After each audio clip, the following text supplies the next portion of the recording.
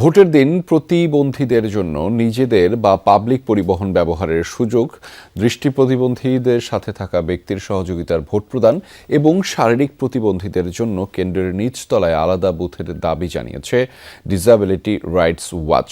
সকালে রাজধানীর মাইডাস সেন্টারে টিআইবির সংবাদ সম্মেলনে এই দাবি তুলে ধরা হয়। বক্তারা প্রতিবন্ধী নাগরিকদের বিভিন্ন অসুবিধা তুলে ধরে বলেন, অতীতের কোনো সরকারই এই বিষয়ে নজর দেয়নি। বর্তমান নির্বাচন কমিশনের কাছে বারবার দাবি জানানোর পরও উদ্যোগ নেওয়া হয়নি বলে অভিযোগ করা হয় সংবাদ সম্মেলনে।